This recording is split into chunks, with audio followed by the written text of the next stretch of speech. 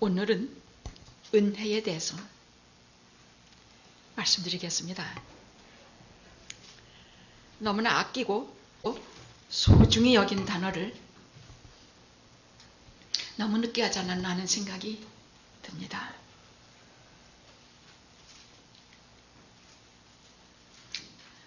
은혜는 이 시대의 마지막 최고의 단어입니다.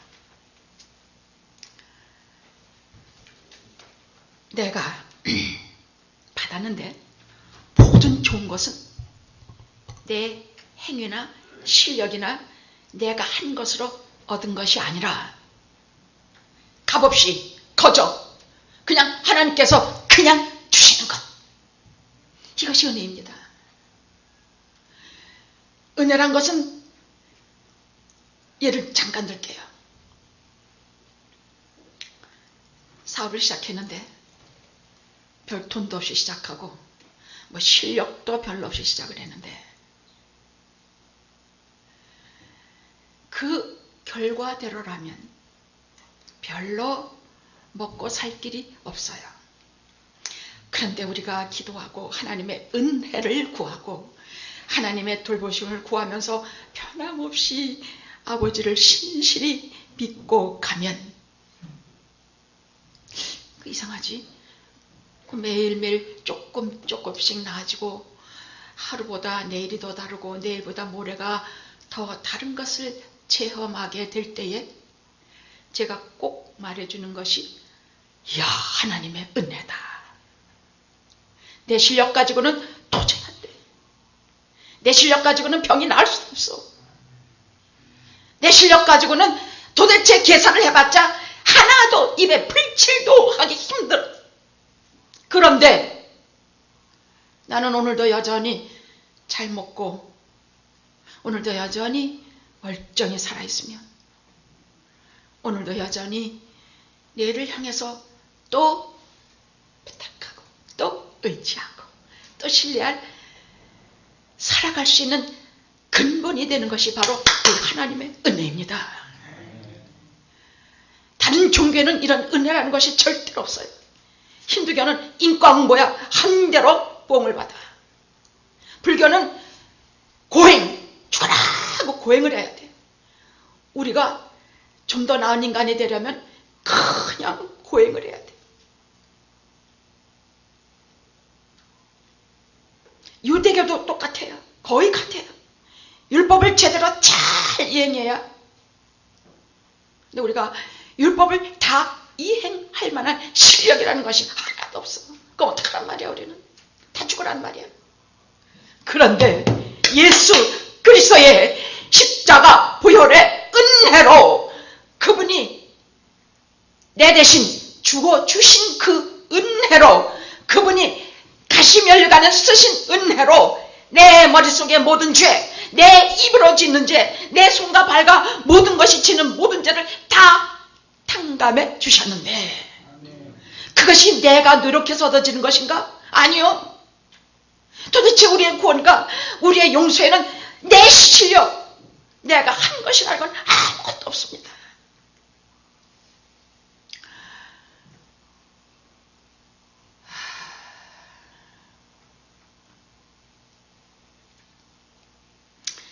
많은 사람들이 교회를 떠나요. 은혜가 없어서 떠나요. 그런데 또 다시 돌아와요. 교회 밖에는 은혜가 없기 때문이에요. 많은 사람이 교회가 너무 정지하고 겉으로만 말만 하고 속으로는 사랑도 없고 용서도 없고 봐주는 것도 없고, 이것을 신학적인 이단이 아니라 정서적인 이단이라고 말해요. 기독교는 이런 것이 아닙니다.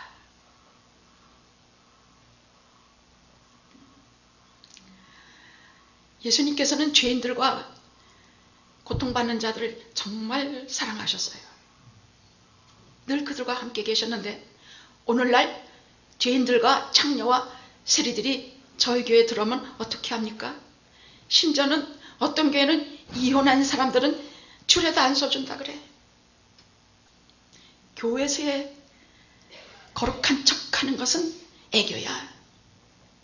교회에서의 죄는 세상의 죄에 비하면 비교도 안 되게 신사적인 것이더라 그 말이에요. 근데 요즘 교회는 또 그렇지도 않아. 세상을 능가하는 죄들을 짓고도 아무 짓도 안 하는.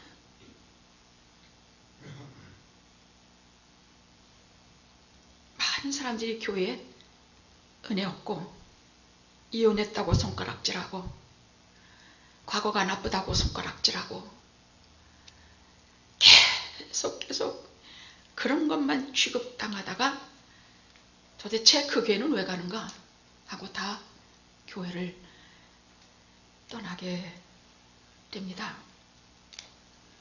그러나 이제부터 말씀드리고 싶은 것은 교회는 그런 곳이 아닙니다. 교회는 예수 그리스도의 은혜가 사무치는 곳이 교회예요. 예수 그리스도의 은혜라는 것은 뭔가 원수되었던 우리를 위해서 십자가에 자기 생명을 버리신 예수 그리스도의 은혜의 법이야.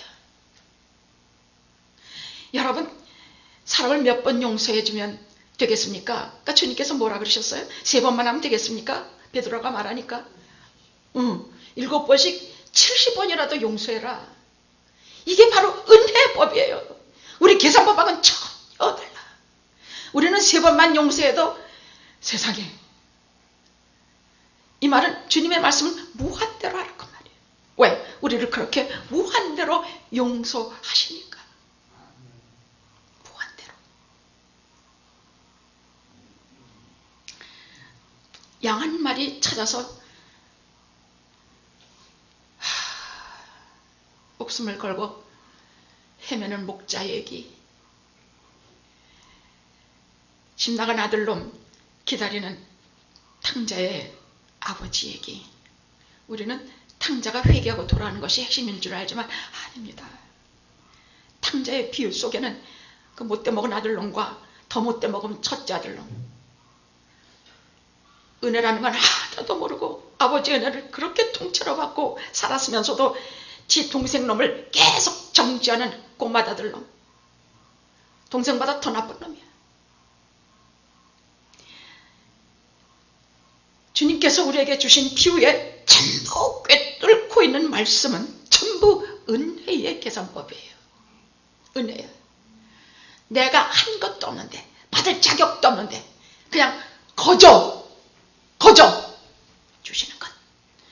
먹는 것, 입는 것, 자는 것, 올라가는 것, 자식 새끼 기르는 것, 뭐하는 것 전부 우리가 오늘도 이 크신 은혜 가운데 있음을 감사하면서 오늘 말씀을 전하도록 하겠습니다. 믿는 자들이 제일 문제가 2가지예요. 하나는 이 하나님의 은혜법을 믿지를 않아요. 내 죄 사함을 다 받았다, 십자가의 보혈의 공로로 다 사함 받았다 하는데도 믿지를 못해요. 물론 평생 가슴속에 남아서 아픈 마음으로 하나님 전에 겸손히 엎드리는 힘으로는 좋은 것이지만, 하나님께서 주홍빛 같은 내 죄를 눈과 같이 희게 했다는데도 왜 주장하고 지가 서서 내 죄가 피와 같이 불습니다고 떠들고 서 있냐고. 그냥 그대로 내 죄가, 붉은 죄가 주의 보혈의 공로로 쫙 젖어서 하나도 없다 하시면 그것이 바로 하나님의 은혜법이라는 것을 우리가 믿어야 돼요.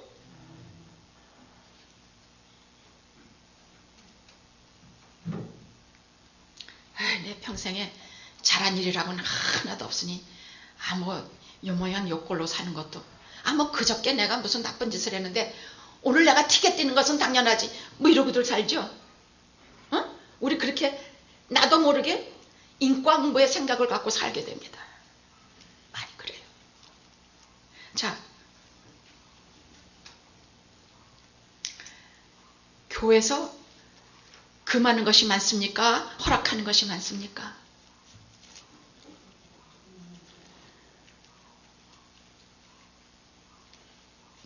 제일 많이 금하는 것이 술 먹는 것과 담배 피는 거 아닙니까?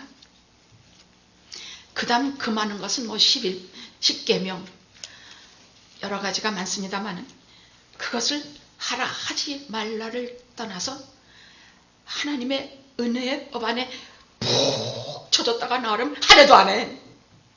그게 은혜의 법이에요. 하라 하지 마라가 아니야. 그냥 술 없이는 살 수 없고 담배 없이는 살 수 없다가도 나 같은 죄를 품에 안으시고 십자가에 내 이름 부르시며 생명을 주시는 하나님의 아들을 실제로 그분이 내게 오시면 거기에 한번 푹 담가줘서 그 은혜의 법에 한번 역과돼서 나오면 하나도 그게 은혜의 법이에요. 제가 목회 20년을 하는 동안에 참 많이 손가락질 받았습니다. 목사님 왜 저기 나가서 담배를 쭉 피고 있는 사람들 담배 피지 말라고 못하십니까? 제가 무슨 성격이 유약해서 그런 줄 알아요. 왜 목사님 여기 저 자빠라져 누워서 주일날 아침에 쫙 술 먹고 자빠라져 누워있는데 왜 목사님 그거 야단치지 못하십니까?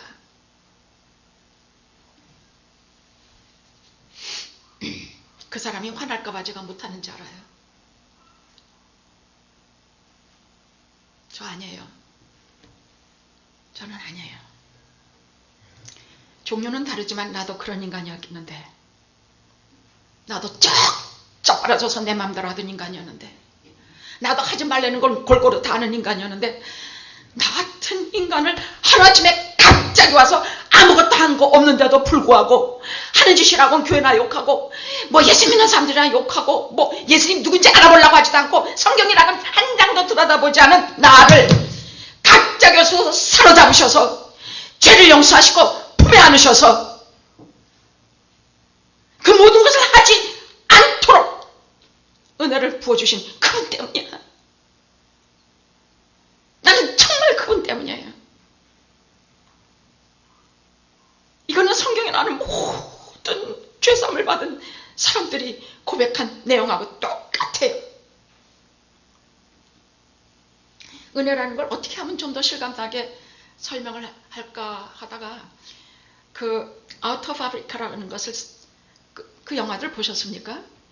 아웃 오브 아프리카가 참 아름답더라고요. 거기는 사랑과 이별과 뭐 그런 것이 물론 영화니까 거기에 정말 주제는요 아프리카의 그 아름다움이에요. 목 같은 비행기로 하늘을 나르는데 별보다 더 많은 수의 새떼가 그 청명한 아프리카의 하늘을 덮는데 그 밑에 쭉 바다에 떠도는 새들, 그 아프리카의 황혼이 탁 내리는 언덕, 사자들이 암수가면서 으르렁 으르렁거리는 그 장엄함. 제가 하나님의 은혜를 처음 접한 것은 자연이었어요. 나중에 알았습니다만 이것이 일반 은총이라 그래요. 특별 은총, 일반 은총 두 개가 있는데 이걸 일반 은총이라 그래요. 저는 그 자연을 가만히 보니까 사계절은 자기의 유익을 위해서 자기가 존재하는 게 없더란 말이에요. 봄은 여름을 위하여 존재해주고 여름은 가을을 위하여 존재해주며 가을은 다 떨고 열매를 달아서 겨울을 위하여 자기를 다 내주더라고 말이에요. 자연의 모든 법칙이 은혜의 법칙이더라고. 네 것 내 것 따지고 네가 5불 주면 나는 4불 주고 그런 법칙은 사람의 너무 하나님의 법칙은 자연의 법칙으로부터 하나님이 사람을 구원하시고 세상을 통치하시는 방법은 전부 은혜의 법칙이더라고 말이에요. 이 아웃 오브 아메리카라고 쓴 여자가 덴마크 태생인데 카렌 엘렉션이라고 하는 이름을 가진 여자예요. 이 여자가 그거 후에 베네트의 만찬이라는 아웃 오브 아프리카를 떠나며 하나님의 일반 은총에 대해서 깊이 깨달은 사람이에요. 그 다음에 이 여자가 베네트의 만찬이라는 하나님의 특별 은혜에 대해서 또 하나의 책을 썼어요. 이게 무슨 내용이냐? 덴마크의 어느 남루하고 가난한 촌이야. 어촌이에요. 거기는 좋은 집이라고는 하나도 없고 전부 오막살이 같은 거밖에 없는데 거기에 조그만 교회가 하나 있어. 루터교회. 근데 목사님과 신도들은 전부 금욕주의자들이에요. 크게 웃는 것도 신앙의 마이너스다. 찬양도 사람마다, 여러분, 찬양이라는 게 그렇습니다. 찬양은 내 마음속에서부터 내가 받은 은혜에 대해서 하나님 앞에 영광과 감사와 그런 걸 돌리는 거 아닙니까? 한국교회는 얼마나 복음성가를 교회 때 예배 때 불러야 되느냐, 거룩하신 뭐만 불러야 되느냐, 얼마나 싸움질했는지 몰라.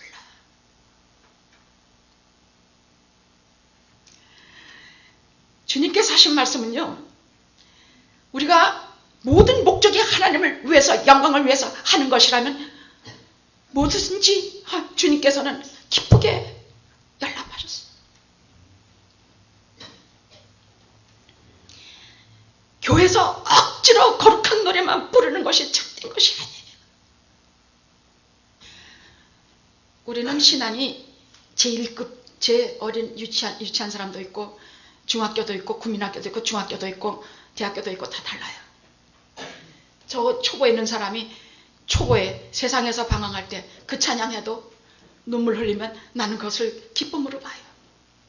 그거는 나에 대한 고백이지 하나님의 영광 드리는 영광성이 아니라 예배 시에는 사용을 할 수 없다고 이딴 소리 하는데, 우리의 진실한 하나님 앞에 진실하면 돼. 하나님은 선하고 착하고 거룩한 사람 좋아하시는 게 아니에요. 하나님은 하나님 앞에 진실한 사람을 좋아하세요. 진실하게 하는 찬양을 하면, 못된 것만 아니면, 너무 세상적이지 않으면 내가 같이 하리라. 나도 목사인 신분에서 저랑 무슨 여러분보다 무슨 신앙이 높은 줄 아세요? 참만해요. 높긴 못 높아. 저도 교회에서 한 4주 안 나가면 똑같아질 것 같아. 나도 그래도 저 밑에 이제 간 예수 믿은 사람과 같이 내려와서 저들이 기뻐하는 찬양 같이 부르고 저들이 좋아하는 노래 같이 부르리라. 그러나 리드에서 가르쳐는 주리라. 어떤 것이 하나님 앞에 영광을 돌리는 찬송이며 어떤 것이 그것인지 알게 해주리라. 최소한 찬송가 뒤에는 이것은 기독교 협회에서 중생한 노래라 해서 묶어놓은 것들이에요. 이 찬송은 하나같이 중생한 찬송들이에요. 어느 것을 불러도 말도 못하는 은혜가 있으면 거기에다 아멘이 붙으면 하나님께 영광을 돌리는 찬양이에요. 아멘이 안 붙은 것은 글로리송이 아니에요. 찬양송이 아니에요. 이 정도는 우리가 가르쳐주고 우리가 은혜 안에서 우리를 다 용납하시고 신앙도 유치하고 하나님도 잘 믿지도 못하고 딴소리나 하고 시컷 믿고 10년 동안 믿어도 어디 뭐 에스겔 굴짝에 마른 뼈다귀가 살아난 게 뭐냐 해도 상관이 없다. 품에 안고 가시는 주님 앞에 그냥 우리 품에 안고 가리라. 이것이 제 목회 철학이었어요. 저는 이래라 저래라 하기보다 먹이고 돌아보고 사랑하고 품에 안고 그저 여러분은 어떻게 느끼셨는지 모르겠습니다만 저는 그렇게 하려고 난 노력 같은 것도 안 해서 그냥 그렇게 하라고 명령하셔서 그냥 그렇게 하지라 묶여뒤에 사람 잠도 못 자게 하셔서 누구 좀 안 좋은 소리 누구 좀 그런 소리 마음 찔리는 것 같은 소리 하고 그날 밤은 내가 못 자는데 어떡하느냔 말이야. 야단치는 것보다 은혜의 말씀하는 것이 더 깊은 것을 어떻게 해? 왜? 그게 예수님 믿는 우리 주 예수 그리스도의 본질이기 때문이에요. 이런 마을에 다 금욕주의자들이야.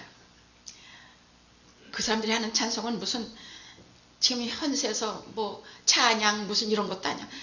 저 새 예루살렘 바라보고 우리가 나아가자 하면서 맨날 저 새 예루살렘만 새 예루살렘이야. 이 땅에서 천국은 상관도 없어. 이 땅에서 기쁘고 좋고 즐겁고 뭐 이런 건 다 죄야. 연애도 죄고, 사랑하는 것도 죄고, 옷 좀 짧게 입는 것도 죄고, 여자들이 화장해서 립스틱 바르는 것도 죄고, 남자들이 뭐 이렇게 저렇게 뭐 반바지 입는 것도 죄고. 왜 놈의 죄가 그렇게 많은지 몰라. 정말 잘못된 정통 기독교는 정말 그랬어요. 뭐가 그렇게 많은지 몰라. 거기에 한 여성을 주님께서 보내세요. 어떤 여성이냐? 프랑스에서 최인류 요리사의 자격증을 가진 여자예요. 우리가 상상도 못하는 재료를 가지고 최고의 인류로 요리를 만들어내는 여자입니다. 하나님께서 이 여자를 거리로 보내셔서 거기에서 아니 우리는 당신 같은 사람을 쓸 인류 요리사인지 하나도 몰라요. 그냥 하녀로서 일 좀 달라고 온 사람인 줄 알아요.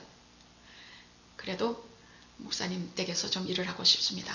그래서 간신히 날 먹고 자기만 해주십시오. 나는 갈 데가 없는 사람입니다. 그래서 거기서 있게 됐어요.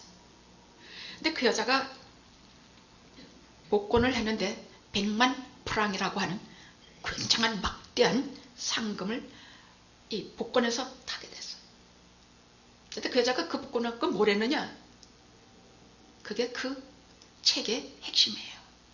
그 여자가 하루는 아마 어느 날 제가 좀 만찬을 준비하겠습니다. 그 사람들은 묽게 끓인 대구탕 뭐 이런 목 같은 거 이딴 거밖에는 먹어본 적이 없는 사람들이에요. 정말 거지 같은 음식으로만 살던 사람들인데, 아니 뭐 저 여자가 아무것도 못할 것 같은 여자가 만찬을 하나 준비한다고 하니까 아무 날 아무 시를 뭐 십등하니 하고 있었죠. 그런데 그날이 되니까 12월 13일이 되니까 세상에 수레로 막 어마어마한 재료들이 하늘의 공중에 나는 새가 난 거, 저 바다의 거북이, 무슨 소 통째로 한 마리, 무슨 뭐 날고 기는 거, 뭐 하여간 바다, 무슨 육지 뭐 솔로몬의 식탁보다 더한 재료들이 들어오는데, 아니 저걸로 무슨 음식을 해 하는데 보니까 기가 막히게 차려내. 근데 그 사람들은 먹어본 적도 없거니와 이런 대우를 받아본 적이 없는 사람들이라 모두 다 얼굴을 근엄하게 하고 시부등하고 무표정하게 앉아서 쑥부터 남은 숟갈은 얼굴은 여기다 두고 숟갈 여기다 두고 마지못해 먹는 것 같이 하면서 그 만찬의 쑥을 먹기 시작을 해요. 근데 이게 웬일이야? 이게 웬일이냐고. 평생에 구경도 못하고 먹어도 못한 쑥이야. 그러니까 그 다음에 두 번째 무슨 요리? 세 번째, 네 번째 한참 먹고 너무너무 기막힌 음식을 먹고 나니 그때서 비로소 분위기가 훈훈해지고 서로 쳐다도 보지 않던 사람들끼리 서로 말문이 열리고 서로 이러고 저러고 미소가 오고 가고 하면서 밥 먹고 일단 집으로 가려고 밖으로 나와보니까 하늘에서 또 하늘이 가득 내려. 그런데 문제는요, 그 여자가 그 한 번에 만찬을 차린 것이 100만 프랑이 그대로 들어간 것이 단 1센트도 딴 데 안 쓰고 100만 프랑이 그대로 그 한 번에 식탁에 다 사용해주고 하나도 남지 않은 것이에요. 이 주민들은, 여기 거룩하신 목사님은 자기네들이 그런 만찬을 받을 자격도 없고 자기네들이 1분 하나 보태준 것도 없고 자기네들이 요리 하나 도와준 것도 없고 받을 자격도 없고 거저 먹을 자격도 없고 아무것도 아닌 사람들이 100만 프랑의 저녁 한 끼를 마음껏 먹고 돌아설 때에 자기네들이 교회를 평생을 다녀도 한 번도 느끼지 못했던 은혜라는 것을 철저히 피부로 느꼈다는 얘기예요. 은혜구나. 아무것도 내가 한 것 없는데도 불구하고 내게 무상으로 아무 값없이 온 것, 이것이 은혜구나. 교회에서 은혜가 은혜라는 것은 나 같은 죄인이, 무슨 아무 공로 없는 죄인이 예수 그리스도의 걸 받아서 이러고 말로 떠드는 거하고는 전혀 다른 정말 하나님의 놀라운 세계라는 것을 나는 표현할 길이 없어요. 그러나 이 예화가 조금 이해가 갔으면 좋겠습니다. 은혜라는 건 본질이 이런 것입니다. 이론으로 떠드는 것이 아니라, 무슨 말로 떠드는 것이 아니라 실제로 먹이고 입히고 최고로 대우해주고. 그래서 이 시대의 마지막 최고의 단어가 은혜라고 하는 것은 아직 이것이 살아있기 때문입니다. 다른 단어는 다 사랑도 타락되고 다 잘못됐지만 은혜라는 단어는 아직도 청청합니다. 보십시오. 여러분, 누가 우리에게 식당에 가서 서비스를 잘해주면 그저 팁 놔두고 누가 우리에게 인사 한마디라도 반갑게 하면 나도 모르게 허리가 숙어지고, 이게 뭡니까? 내가 인사 제대로 안 해도 저 사람이 내게 인사해 줄 때 우리는 거기에 대해서 하나님 나라의 법칙인 은혜의 요만한 한 조각, 물 한 방울 맛보기 때문입니다. 그래서 은혜는 아직도 이 세상에서 가장 중요한 새로운 단어요, 살아있는 단어입니다.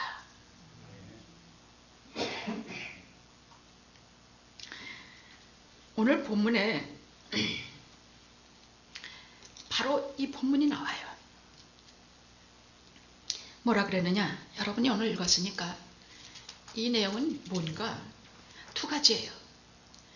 물론 본질적으로 은혜에 대한 얘기인데 두 가지가 나와요. 하나는 내가 나 된 것, 9절, 내가 나 된 것, 이렇게 된 것, 이것이 오직 하나님의 은혜요 얘기하고 있고, 두 번째로는 내게 주신 그의 은혜를 헛되이 낭비하지 않았다는 것. 그 두 가지예요. 오늘 말씀은 이 두 가지예요. 은혜에 대한 기막힌 말씀인데, 첫째는 헛되이 낭비하지 않았다는 것도 내가 했다는 것이 아니라 하나님께서 헛되이 낭비하지 않게 만들어 주셨다는 그 은혜에 대한 얘기예요.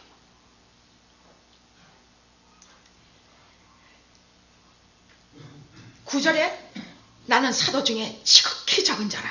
내가 교회를 핍박해서 사도라 칭함을 받을 자격이 없는데도 불구하고 내가 나 된 것은 하나님의 은혜니. 여러분, 여기 멀쩡하게 앉아가지고 주일이면 예배드리고 또 어려운 일 있으면 기도해서 하나님 앞에 부탁드리고 또 이렇게 하면서 사는 요만한 믿음이라도 어떻게 얻었어? 어떻게 얻었느냐고요? 하나님의 은혜로 얻은 것이에요. 나의 나 된 것은 하나님의 은혜로 내게 주셨으니까 얻은 것이에요. 내가 이렇게 받을 만한, 여러분, 한 번은 어떤 분이, 여러분 농부들이 얼마나 고생하는지 아십니까? 심는 데부터 그게 지금 내 입에 밥이 한 숟갈 들어왔으니 나달 하나라도 소중히 알아야 됩니다. 나달 아무렇게나 버리고 살았거늘. 내가 한 것 하나도 없는데 하나님께서 햇빛 주시고 비를 주시고 다 이렇게 해서 과일 하나, 나달 하나가 내 입에 들어오게 해주신 것이 은혜구나.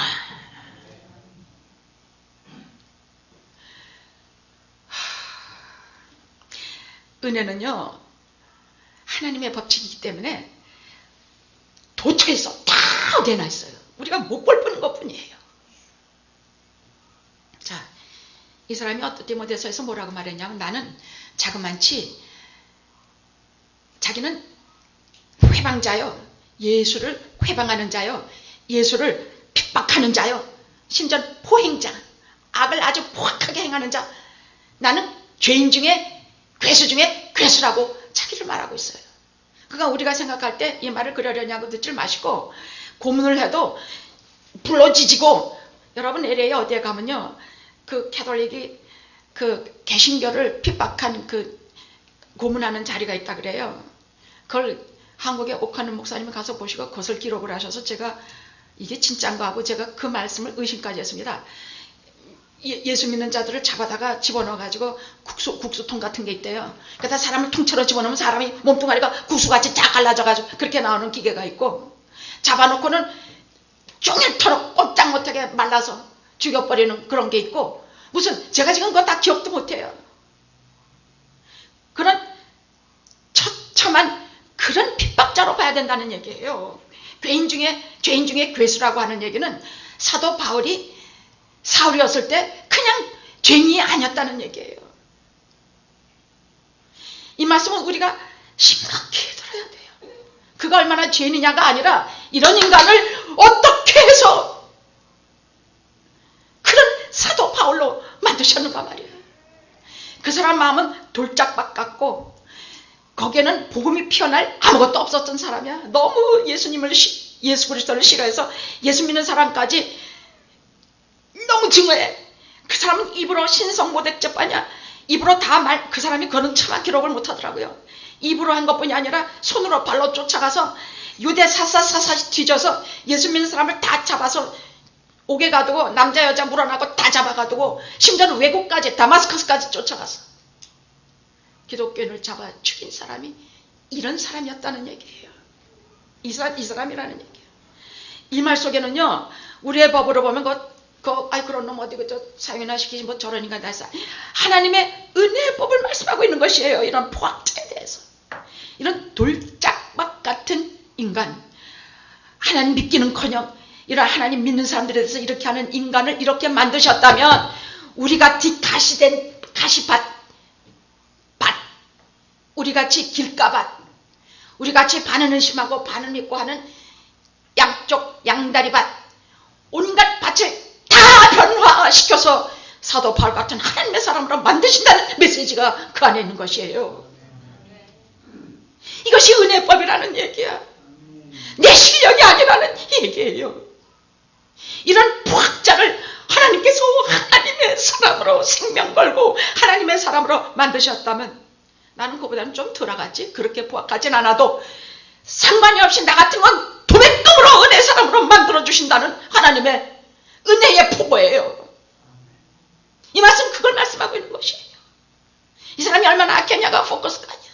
이런 악한 자를 어떻게 은혜의 법으로 하나님의 사람으로 만드셨느냐가 포커스예요. 그래서요, 이 사도행전 9장에서 한 번은 잡아 죽이러 거기 보면 살기가 등등해서 갔다 그랬어. 가는데 갑자기 자기가 회개할 생각을 품기를 했나 회개해달라고 기도를 했나 마음에 무슨 꺼리낀 게 있었나 아무것도 없는 사람이에요. 갑자기 하늘로부터 밝은 빛이 비치더니 옆에 있는 사람 하나 비추다 그 사람만 비쳤어. 사울아 사울아 네가 왜 나를 핍박하느냐. 주여 니시오니까 나는 네가 핍박하는 예수다.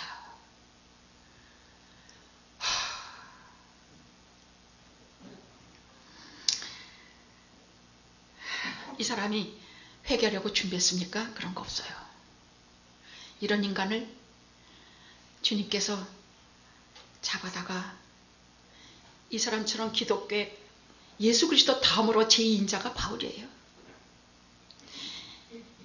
신약 성경의 3분의 1을 기록하게 하시고 그는 자기의 생명 다하여 평생 주님 앞에 또 나는 살아도 좋고 죽어도 좋다. 나는 뭐 주님 영광 위해서라면 내 목숨이 또 세상에서 변 모든 학문을 분토 똥오줌같이 여겨.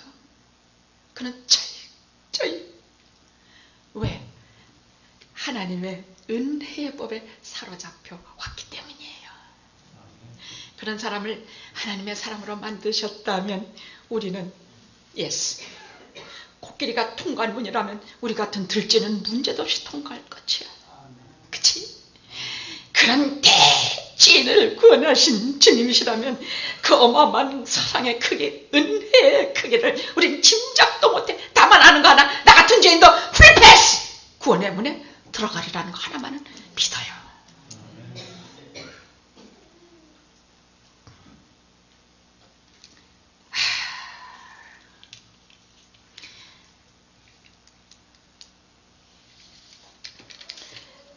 그 다음 이가 그 은혜를 내가 거기 뭐라고 돼 있죠? 10절에 후반절에 뭐라고 돼 있는가 하면 내게 주신 그의 은혜가 헛되지 아니하여 내가 모든 사도보다 더 많이 수고하였으나 내가 그렇게 한 것은 내가 아니요 오직 나와 함께 하신 하나님의 은혜로다. 이 주님의 법칙이 또 하나 있는데요. 이런 은혜를 체험한 사람은요, 많이 용서받은 사람은 많이 사랑해요. 성경이 하는 말이에요. 용서를, 그러니까 죄인 여자가 와서 막 눈물로 주님 발을 씻기고 하니까 거기 바리새인 하나가, 아니 저 죄인인 거 모르십니까? 어떻게 저런 여자를, 야 너는 나 들어올 때 아무것도 준 거 없어. 근데 이 여자는 물로 발 씻기고 내 발을 다 하고, 저 여자가 사랑함이 많음으로 많은 죄가 사여졌느니라. 여러분, 많은 죄를 탕감받은 사람은요 많이 사랑해요. 많이 사랑하면 더 많이 섬겨요. 섬기지 않고 목이 뻣뻣하고 불평이 나고 하는 것은 아직 그 은혜의 큰 강물 속에 들어가 본 적이 없어서 그래. 그 속에 푹 잠겨서 거기서 한번 쳐졌다 나오면 많이 사랑해요. 남들의 죄에 대해서 같이 울어. 손가락질 하는데 제가 1번, 2번, 3번, 4번 얘기했죠. 손가락질 하는 대신 십자가 앞에 올라가서 나 같은 죄인을 구원해 주신 그 주님의 십자가에 가서 같이 울고 기도해요. 이게 은혜의 법칙이에요. 은혜의 법칙 또 하나 따라해 봅시다. 아까 말했죠. 은혜의 법칙은 첫 번째, 하나님의 은혜의 법칙은 아무 공로 없는 내가 마치 다 내 공로인 것처럼 거저 주시는 것. 그것이 내가 나 된 은혜 첫째요. 두 번째는 그 은혜를 헛되이 하지 않았다는 얘기는, 그렇게 받은 사람들은 한결같이 주님 진짜 사랑하고 정말 사람 사랑하고 정말 교회 사랑해요. 그 사람에게는 사랑의 법에는 다른 법이 없어요. 다른 사람을 뭐 율법으로 정죄하고 이래라 저래라 할래도 마음 괴로워서 못해요. 이렇게 죄 많은 것을 탕감받은 사람은 사랑의 법밖에는 알지도 못하고 할 수도 없어요. 우리 영락교회가 하나님의 은혜 법칙을 잘 깨달아서 실제로 이 은혜 법칙을 많은 사람에게 나눠주고 섬기는 사람들이 되시기를 은혜 주님의 이름으로 간구합니다. 기도하시겠습니다.